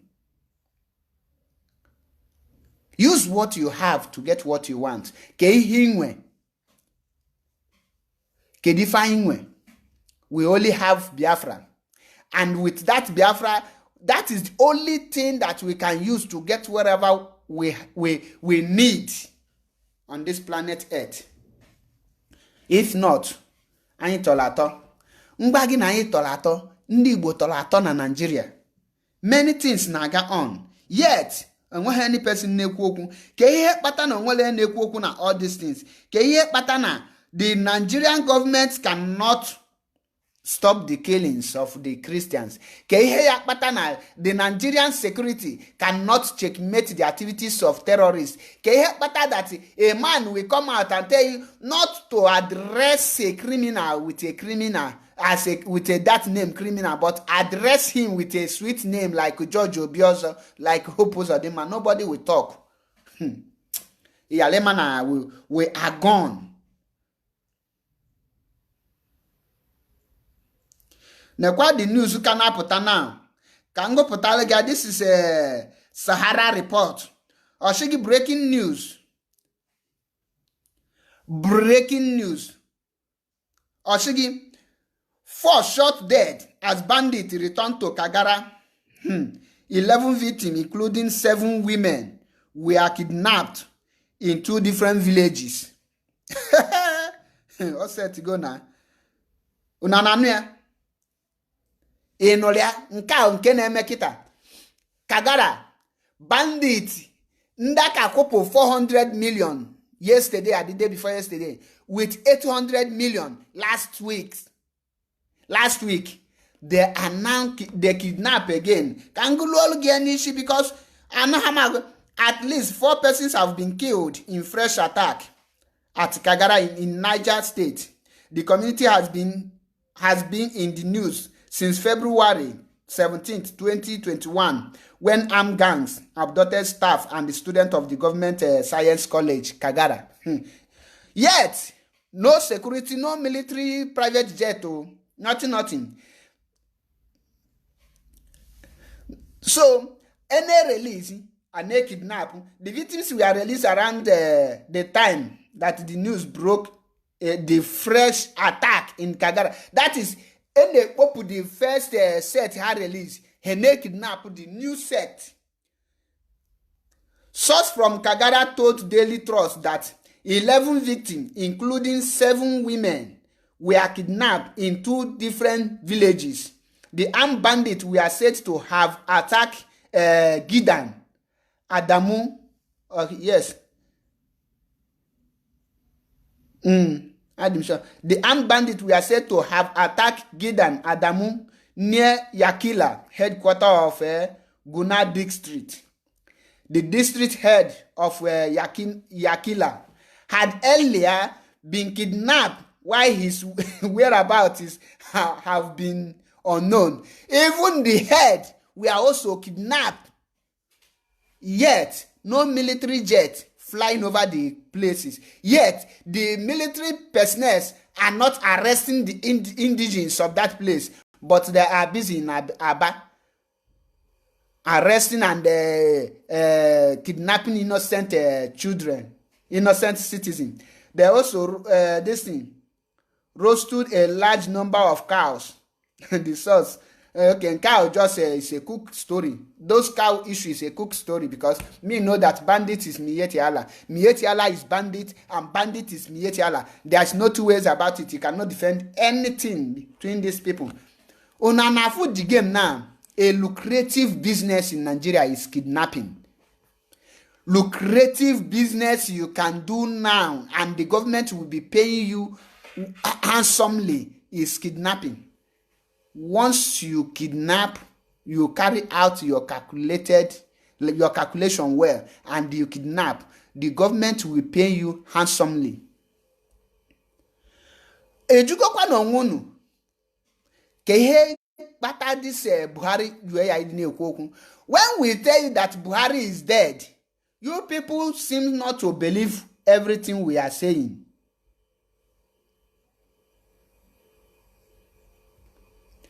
For how many years now? I mean, how many months now have you heard about Aisha Buhari? Onwele nekuzi that area again. Nobody is talking about that one again. Unenweliki chete Buhari first tenure. Now every month Buhari naga London for treatment. Every month. Suddenly, sickness and nobody is talking about it. Last time in checking. Kedide unu check last ifu camera o zoom Buhari very well. In anafu the latest video they release about Buhari now. Buhari got another place. Camera no and all the side. You go see somebody you cannot identify whoever that is there because once the camera is in a distance, it cannot capture or the zoom will be you cannot zoom it to know who is there.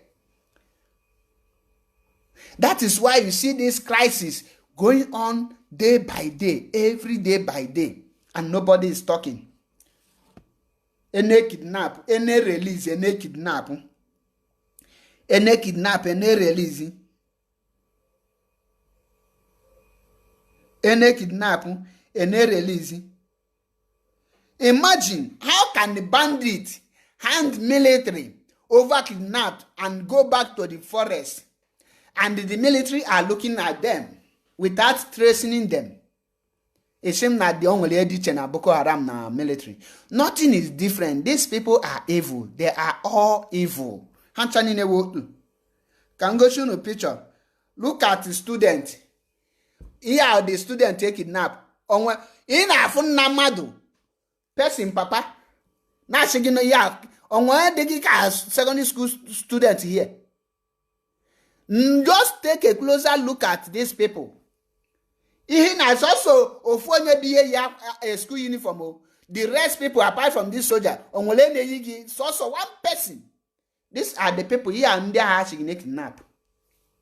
Yet our people actually marry. Yet our people can zuzu.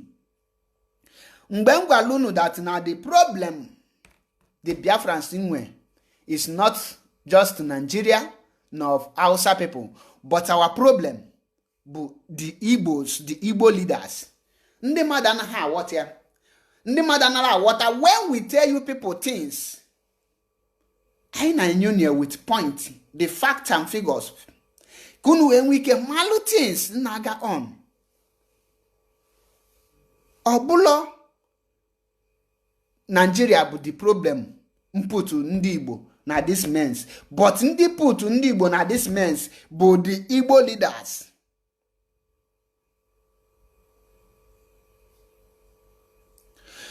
The kidnap will take place.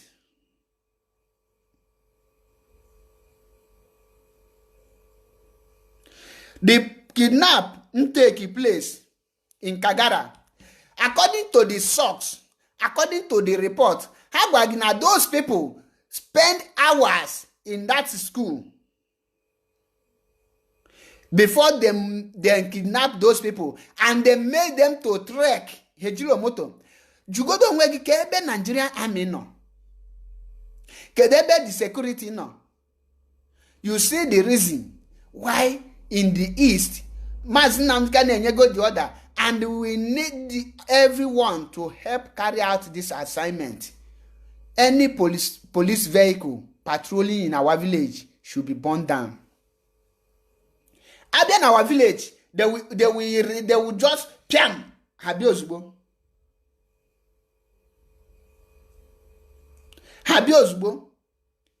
One woman was raped yesterday by Fulani. According to the woman, Osina ndi Fulani ahụ bịa chia ha kunye ha mmiri ka ha ṅụọ. So kunye ha mmiri. After ke kunyecha ha mmiri, what happened next? Then they now started shooting them. No, they first of all start raping them. Gwoba ha ka abacha. Gugu naba ha napuba ha iye ha n'ike. Ligide ha likpo. Before ha gbuo ndị ha ga-egbu. Kidnap ndị ha ga-kidnap. Yet, Nigerian military nọkwa there. Yet, Nigerian useless media nọkwa there doing nothing. Hancha niile nọ there. Onwere na-eme anything. Kembosh anyị ga-emegide ihe wee malụ that the time to rising up is now. Kembosh anyị ga-ebinite na this suffer anyị nọ n'ime. Kembosh anyị ga-echi mba enough is enough. Wee binye, we use what we have to get what we want. Kembosh anyị ga-napụta ana anyị, napụta everything. Stop Fulani people from having oil well in our land. Kembosh anyị ga-akwụsị ndị Fulani ịbịa nwere oil well in our land. They are in control of our oils. Ha na-eme everything. Na-eme anyị ihe niile ha chete. Onwebe ihe these people na-emefu behind. Yet, our people are daft. Our people are not reasoning. Our people are not rising up. This is the right time for us to rise up and fight for what we believe in. In Biafra, our hope lies. In Biafra, our hope lies. A hope of a black man lies in Biafra. The whole world, there is no a black man that is in charge or in control of his own life or his own well-being in the whole world. Why? Because we don't value ourselves. We don't value what we have. We don't protect our properties. We don't protect what we have. See, if we can start to protect that thing that we have, that will make other people, before they can take it, they will beg us. They will beg and beg for it. Not they will just come there and take what we have and go scot-free. No. Till then, you will know that the black has everything. Ask yourself, why is Africa poor? Why is Nigeria poor?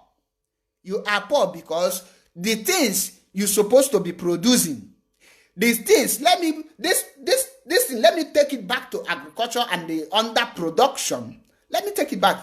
Do you know why Chinese economy is growing higher and higher every day? Like the same to Japan and other countries.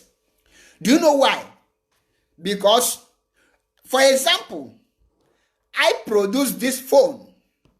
If I produce this very phone and you are the consumer of this phone, the moment you keep on buying this phone, you are making me to produce the more, and I will be producing more. What are you doing to me? You are giving me a job.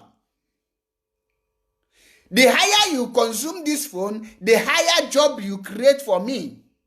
Because if I am producing 5 of this phone and you buy it at once, I will try to produce 10. The more you buy it, the more I produce. And by doing it, I cannot do it alone. Once I see that you are buying it more and more, maybe one of my son is not working, I will call him, oh, come and join me here. Leave that place you are. This is a moving business. He will come. We will be producing this. I will have given him job. He will bring his own idea. From this thing, we can expand it to other things. The more you produce something and distribute it, you have your gain, you create job. Nigeria keep on importing from China, importing from other countries, making their own citizens jobless, making their own people useless, making them jobless, because that thing you are importing, you are creating job for Chinese people. Because the more you import, the more once they export, they will produce more. You that is consuming, that thing you know that you can produce, but you refuse to produce it. Those people that are willing to produce it, you render them jobless, and you are importing from outside. That is why go to any Chinese shop you see today. What Chinese is selling is Chinese products all over the world. Go and check it. Why are they selling it? They are selling it so that their people back in home will have jobs. Because the more they sell, the more you consume, the more their people produce more. The more their people produce more, the more you create job for them. The more they make money. The more they you are giving them. You that is consuming, you are not into production. You are not making any progress. You are not making any effort. Rather, you are rendering your own people unemployment. You are not creating job. Victor Eze, good morning from here. You are not creating job. That is why they say you need to create job.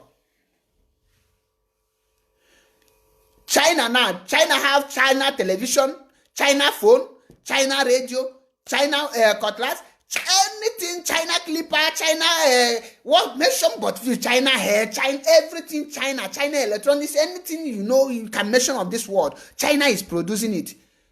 That is job creation. That is why you see China growing economically in everywhere. Every born of China today has job. You can never see any country today see a Chinese person carrying file up and down. You can never see it. China person can never seek for your job because they are into production. That production is what Biafra is into. Since they born you, tell yourself the truth. Have you seen a Japanese person looking for job for any country? No, tell yourself the truth. Yes or no? I want to see. Yes or no? Have you seen any Japanese person searching for job? It is impossible. The same thing to Chinese. They can never search for job because they have job already, surplus. They are the one even employing people. If Biafra is restored, we will be into production. The more we produce, that is job creation, because we produce, we export. The people that are producing, they will be into production. The people that are exporting it, they will be exporting it. The people will, Biafrans all over the world will open shop. Go to any place in the world country, you will see an Igbo man having shop there. Those shops, you will see them. The goods, you will be loaded. The Biafran goods will be there. You will be selling them like Chinese. They will have Biafran products. That is why Chinese is popular now. That is why you see Chinese economy growing. Because they are into production. Anything they see, once they look at it, they produce it. Even rice, they produce. They are into agriculture. Mention any sector today that Chinese is not conquering in that sector. That you can say that Chinese are not. Before you measure top 5, you must see China. That is production. That is what gives them job. That is job. That is job. You talk of shoe, Chinese shoe, any kind of shoe, China get them. How well here? Can you hear me like shoe? Or the na the people of the East governor Melaba Abamwe, a very big industry producing shoe, where a place is NLL. Can't them move forward? Can't them all these things? This a drunkard man. Can that thing be or your name? Of course, mba. End Nigeria before Nigeria end you, because you fail to end Nigeria, Nigeria will definitely end you. No two ways about it. Believe it or not. Nigeria will end you if you cannot end Nigeria. Because Nigeria is a country whereby nothing is working. Everything is just turning upside down. If you don't end Nigeria now, Nigeria will end you. And nothing you can do about it. That is the simple truth. You need to invest to divert our attention. The leaders in the East need to move in this agriculture, because there you will build your economy. Into production, you will build the economy. The special advisor of the Ganduje aid, who made a statement yesterday. Ganduje, the aide, yesterday, she that if Buhari cannot tackle the bandit, he better resign. He made this statement yesterday. This morning, he was arrested. He might be reason to any arrest.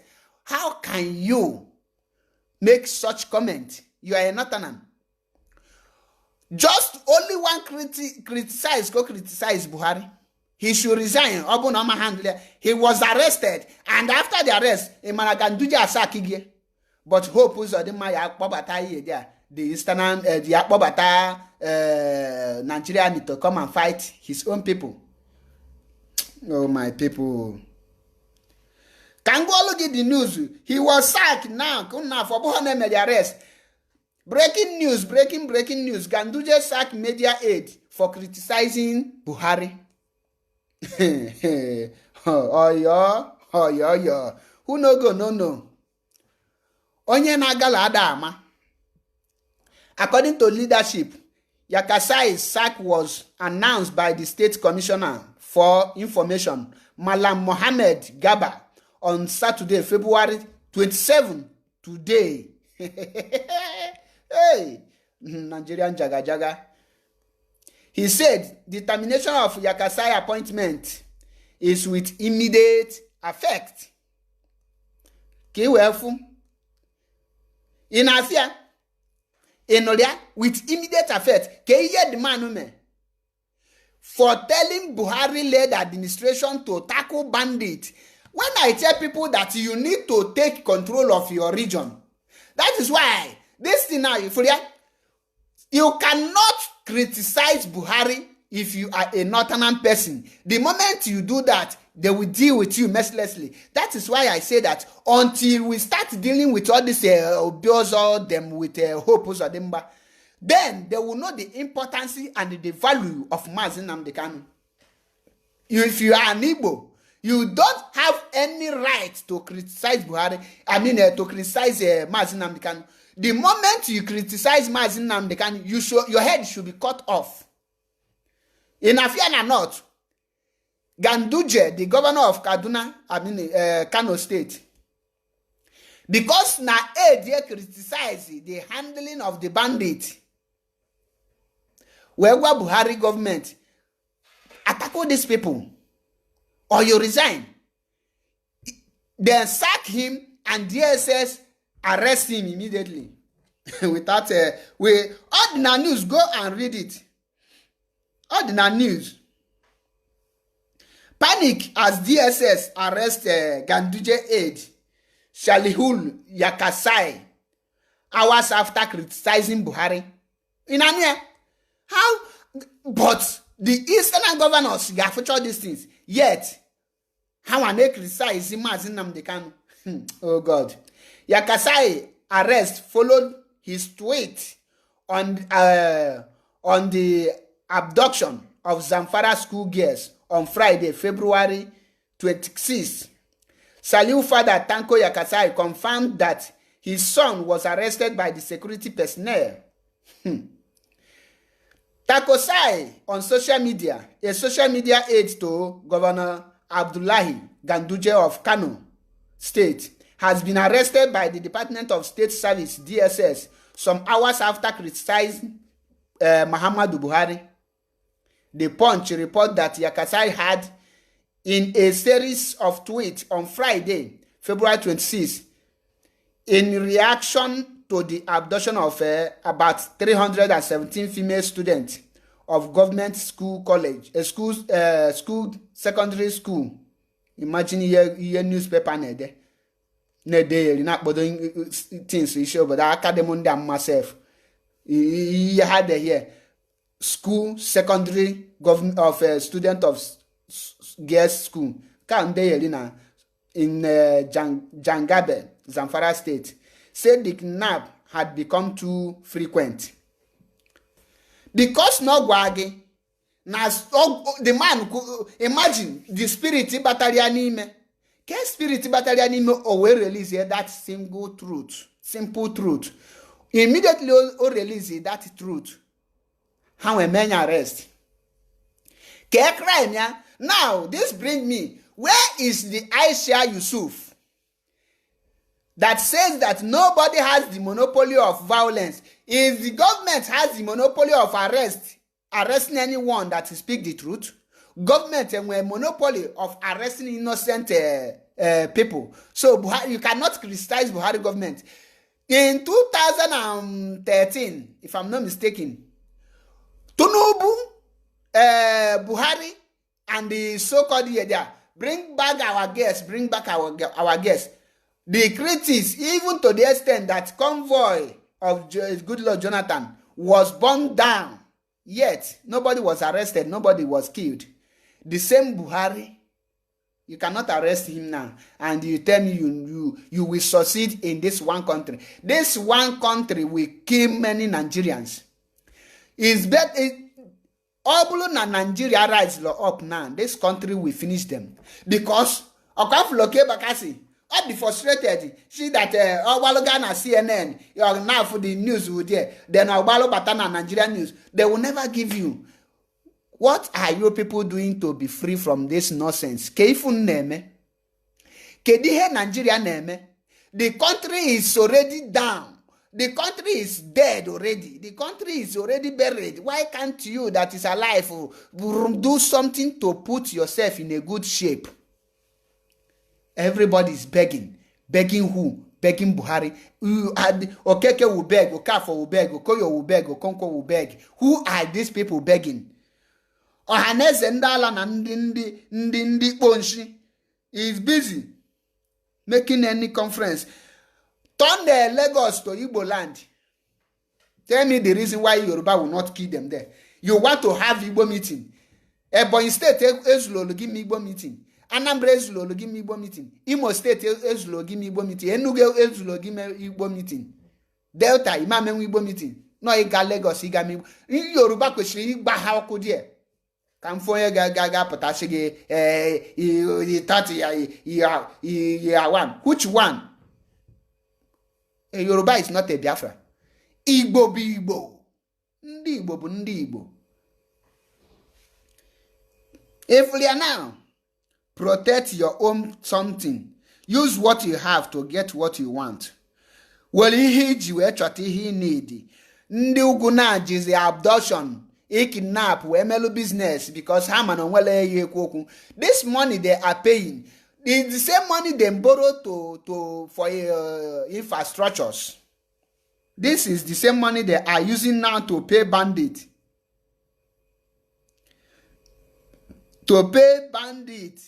Meanwhile, if you commit the same crime and you are from Igbo, it's not that I'm encouraging this nonsense. Obuni Achebe this video, share it so that it will go viral. People get this. People need this apanya. Because it has done on us that now we are a slave in our own country. Now that Islamic group in Kwara State tell you that the Yoruba Muslim can never support any candidate that is not a Muslim person. Ke ihe nke na-egosi gị na 2023 the only person that the Fulani can support must be a Muslim person, and if the person is not a Muslim person, they cannot support because all of them have the same mission. What is this mission? Mission of Islamization, mission of conquer. And the capital telling story about this thing, because Abuja belongs the capital. Abuja is the capital of telling story. According to one comedian, the capital of storytelling or telling story. Nobody is doing anything. All this evil thing you see going on in Nigeria now, why is it that everybody feel relaxed and feel less concerned? Can you hear Batalia? Because the people you see shouting now is the people who made the goal. The people who has human conscience. The people who feel that human life matters. These are the only people talking now. But let me tell us one thing. Okay, metuto nyuku metuto nyenta. Okay, anebe na. This ihe ni na ani unufuneti na. Okay, metuta yinine. Because our people are relaxed go too much. Mazi Nnamdi Kanu emego nke. All this lying one now. Amen kanyinwa. Because ma men ke emekwa nke anyinwa. The time I question rise up now. We need to rise up and fight for what we believe in. Until we fight for what we believe in, nothing can change. Nigeria can never change. No amount of prayer can change the zoo. The dry bones shall rise again, not before person when do samankwe. Not before person when don't roti finish. Any dead body when don't roti, no miracle can carry and come back. Nigeria is that rotting dead body. Nigeria bozu lelele. Ozu ngulangu. Onwe here na Nigeria again.